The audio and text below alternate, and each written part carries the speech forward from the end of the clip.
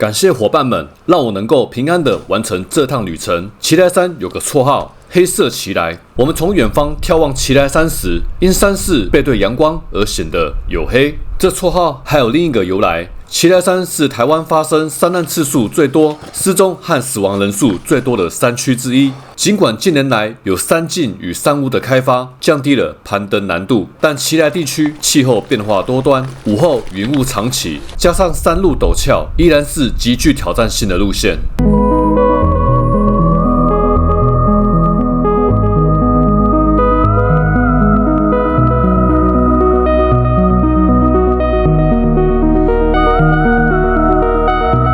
导航石门山登山步道，我们将车停放在石门山登山口对面的免费停车场，这里距离奇莱山登山口还有1公里。如果不想走这么远的路，可以把车停放在合湾山游客中心公有停车场。我们这趟是2天1夜的旅程，第一天的行程很简单，就是走到成功山屋，隔天凌晨2点起床，从成功山屋出发，前往奇莱山主峰。如果能抽签抽到人线山庄，那会是最理想的行程。第一天走到人线山屋，第二天从人线山屋出发，一次攻下北峰与主峰。看到这里，各位可能会想问，为什么不在第一天安排主峰或北峰其中一座？反正成功山屋很快就会到了。其实这个想法我们也有讨论过，但实际走过一次之后，就会发现没有想象中那么容易。从成功山屋出发，要前往主峰跟北峰，会先经过一段2公里的攀岩爬升。虽然距离看起来不长，但实际走下来真的很累。如果一天主峰，一天北峰，要经过2次2公里的爬升，体力真的吃不消。现在我们经过了松雪楼，在进入登山口前，要上厕所或装饮用水，都会在这里解决。这里可以说是整个沙漠中的绿洲。当然，自己的垃圾还是要随手带下山，这里没有垃圾桶可以丢哦。走到松雪楼的后面，可以看到2个步道，右边是通往合欢山东峰，左边有个指标前往滑雪山庄。我们现在走左边的阶梯下去。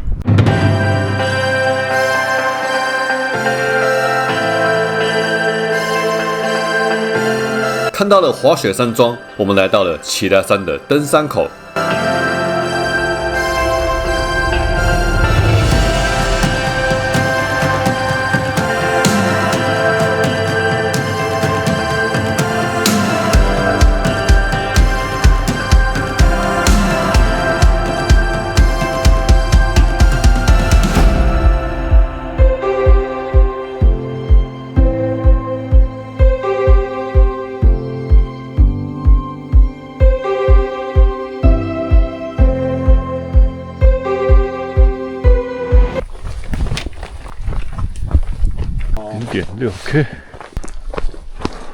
0.6K， 因为它可以跳最高，所以我们现在脚程快可以0.8K， 对，很赞。我觉得退休不错啊。好，我再给推荐一个勾勾，很赞，叫做冰斧扣。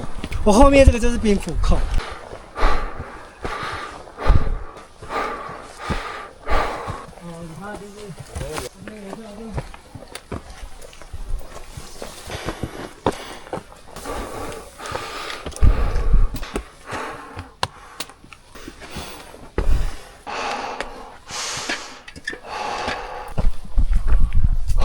走了1.4K， 我们走到了小奇莱。有趣的是，小奇莱就在我们的身后，但我们没有一个人发现，是直到隔天下山回程的时候，不小心走错路，才走到小奇莱。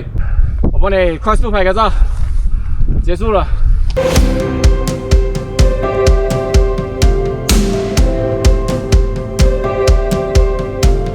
不要看现在眼前晴空万里，奇莱山天气变化很快。不管你是单攻，还是要在山上住一晚，保暖的衣物以及雨衣一定要准备。如果可以，也准备手套跟登山杖，到后面的攀绳跟攀岩会需要用到。真的40几岁的话，你的体力啊什么都会下降很多。你现在应该慢慢发现你的体力都会慢慢下降。你也可以装傻啊！哇塞，越来越窄了。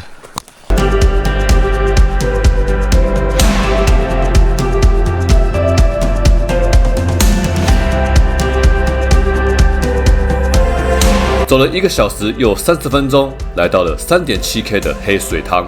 这里有个山屋，我们在这里休息一下。距离成功山屋还有1.1K。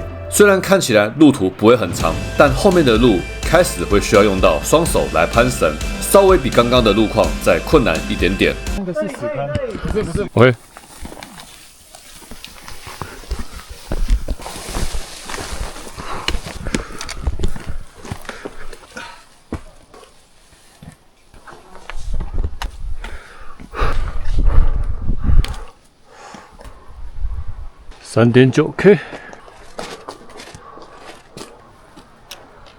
4.0K，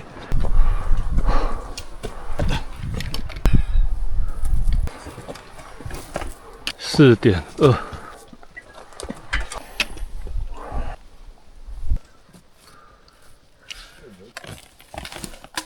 掉了。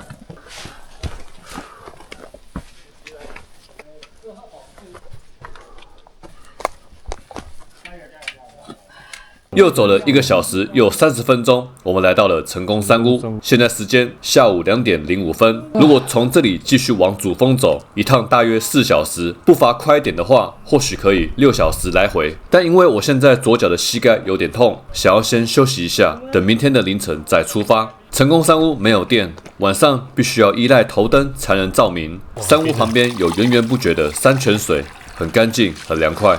我们还看到了黄喉貂，听说他们会拿游客的食物，不过每次我想要拿相机拍他们的时候，他们就走得远远的。今天的晚上是请协作帮我们煮饭，一个人的费用是1000元，包括今天的晚餐跟明天凌晨2点的早餐。协作的厨艺很厉害，能在深山吃到这么美味的餐点，感觉很幸福。有你当我们的守护神。谢谢。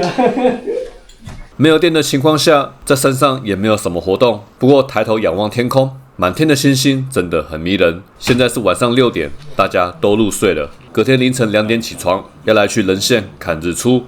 所以这边是几个床位啊？这里其实是8个，哦，8个。但这个我们是5个，啊自己人我们5个都自己人，都自己人啊，都自己会比较好。这还不错。对，也不怕踢到别人。对啊，刚刚5点就有人跟我们讲说叫我们安静了，说他们要睡觉。哇！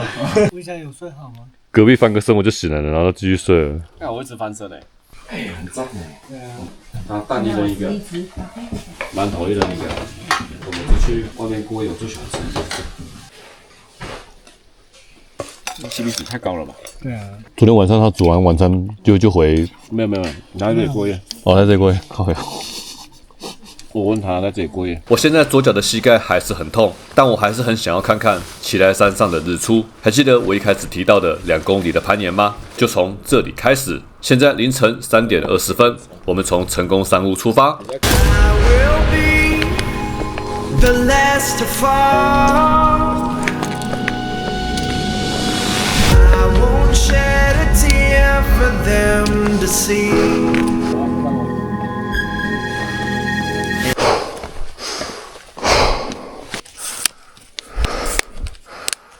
好 ，OK， 好，要准备攀绳了。OK， 这种垂直的，那只能抓着石头。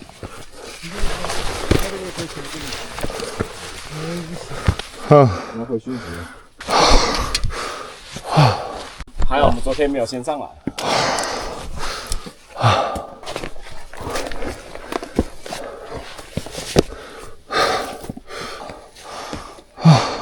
休息一下。我再喝个水。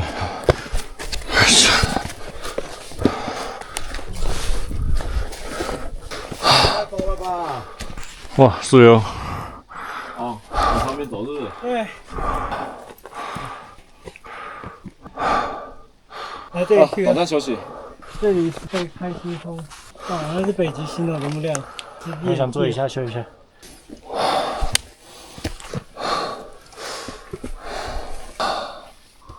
韵律呼吸一下。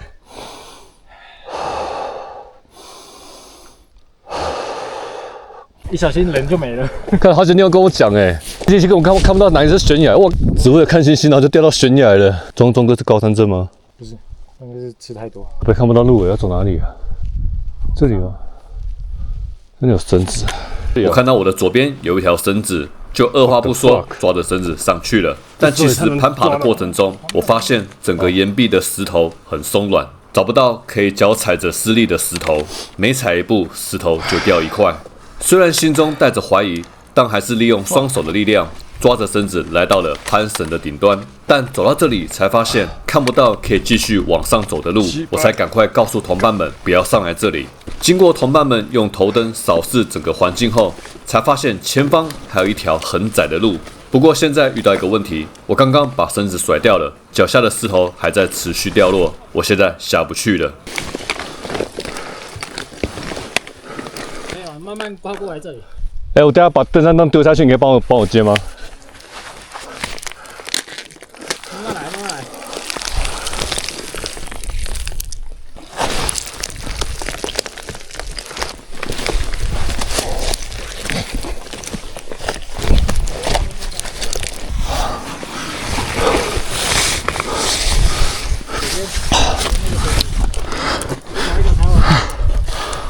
慢慢来，不可以。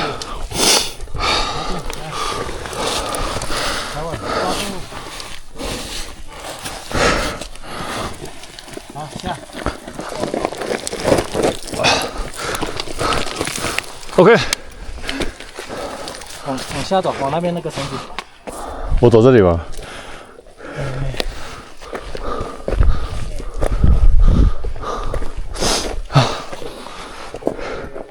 你们两个不要完全同时过来，一个先过来，一个在后面拍。这里要拔哦，这里很危险哦。这里很危险。那个手要放出来，我跟你讲。手要收那个东西要收起来。那个登山杖，登山杖收起来，全部都要收起来，完全做不到。好，你这边 stand by 给我，上面的都不要试了，我刚刚试过，那个石头一拨就开了。所以现在你要给我绳子。对，他要丢绳对，子可是我现在这边也很危险，我这边也要踩上去才行。找到了。你先拉紧，向后拉紧哦，你先向后拉紧，因为我要靠这个上去。踩点很小哦，要小心哦。哎，你要注意脚边的踩点，你往那个石头下面有一个点，下面只有一个点而已哦，要看清楚，只有一个点。然后不急不急，好，过来了。过来了，然后你防住你，踩在这个地方。好，1、2、3。都有。对，很滑，所以你要很小心，踩点很小。看脚长就是不一样。我们来到了6K， 距离人线还有0.6K， 都还没正式登上主峰，就已经这么累了。对啊，就这一条，没有偏离路线了。 Holy son of！ won't have your name to call. I will be the last to fall.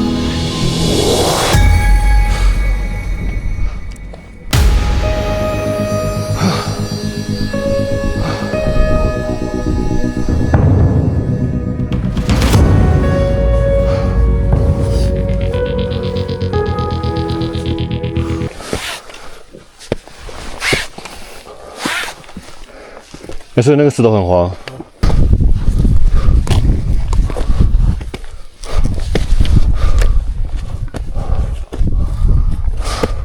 你先走过。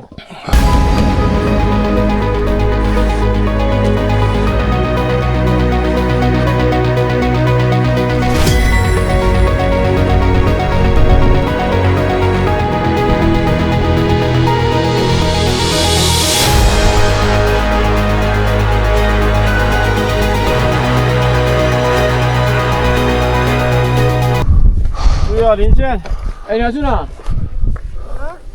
你要直接上北方哦。我先拍个照一下。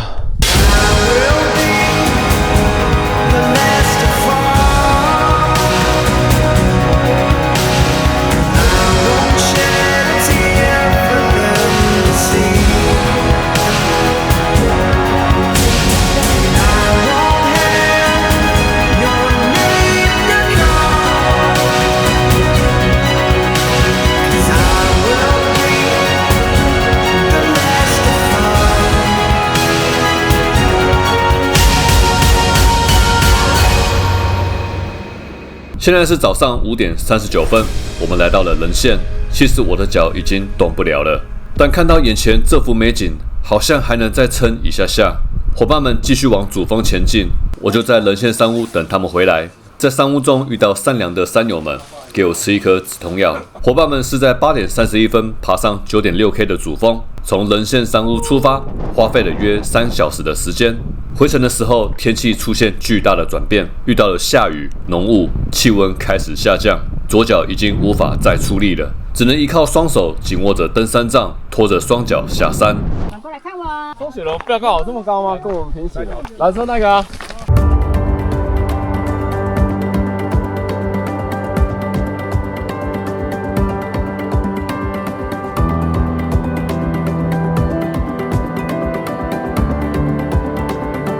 悬崖边，好高哦，太高了吧！白天看起来比较恐怖晚上黑漆漆什么都看不到，原来这么高啊！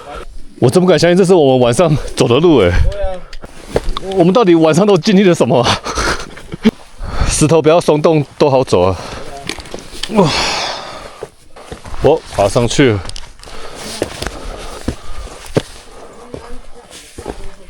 对啊，晚上我觉得超可怕的。吼吼，开始下雨了。要加快脚步了。我昨天觉得走这段压力很大，半夜的时候了，不是昨天，半夜的时候。对对对，我觉得走这段压力很大，现在走起来，要一般般而已啊。那时候就好像走在悬崖边一样啊。对啊，网上看影片还很可怕今天这一趟又是跟你们出来大冒险了。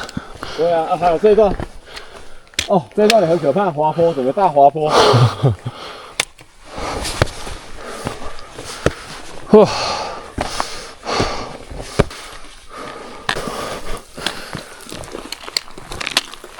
该穿就穿了啦，雨太大了。OK， 好了，出发喽。好。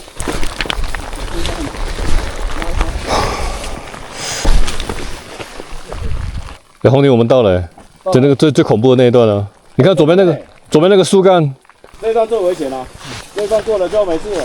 我们往上看完全没有路我真不敢相信晚上我竟然走这里好了，过了就没事了。OK。就走过而已，没事了。